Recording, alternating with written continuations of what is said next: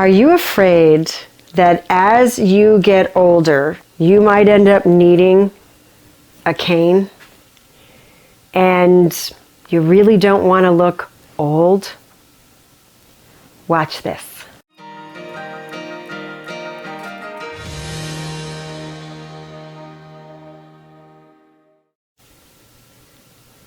So, you don't want to end up needing a cane. What if you've got a lot of pain?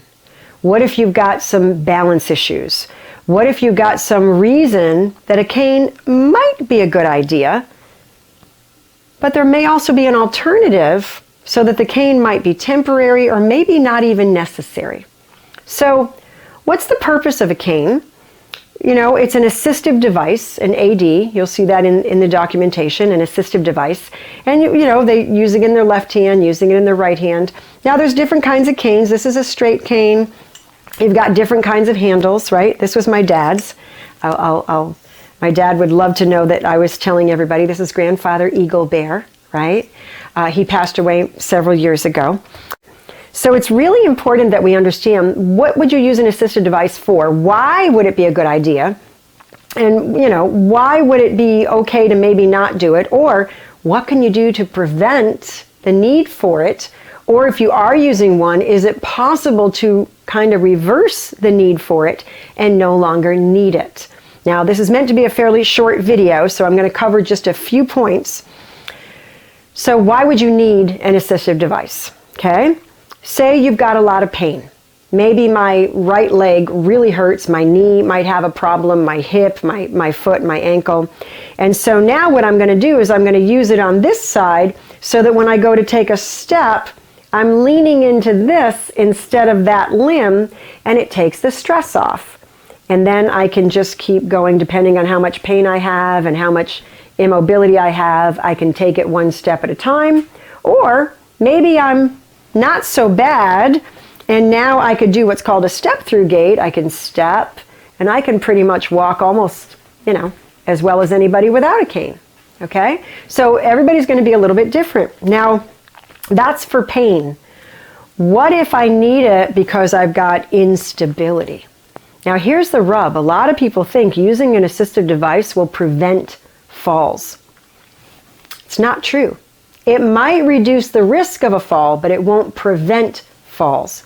If someone has instability, if someone has poor balance or impaired balance, no assistive device is going to prevent falls. It might reduce the risk.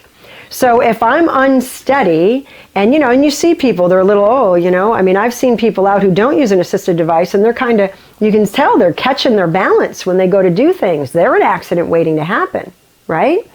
And a lot of the times, because we don't know what to do, or we don't want to use a cane, we don't want to look old, we certainly don't want to use a walker, we end up injured.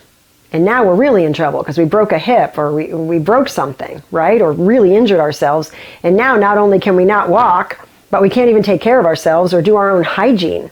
So nobody wants that, okay? So here's the thing.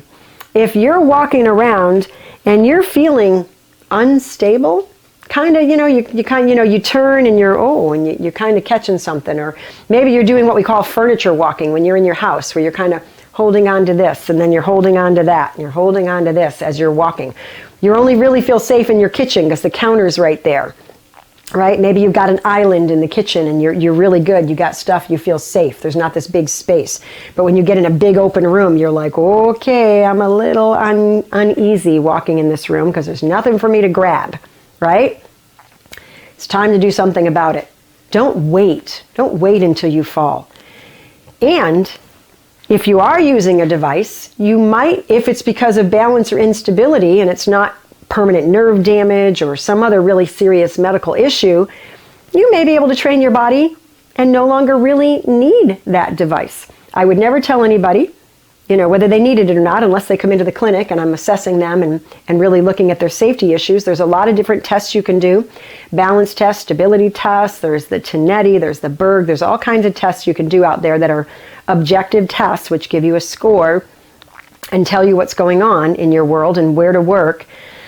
Excuse me, but very few of them really assess three-plane function.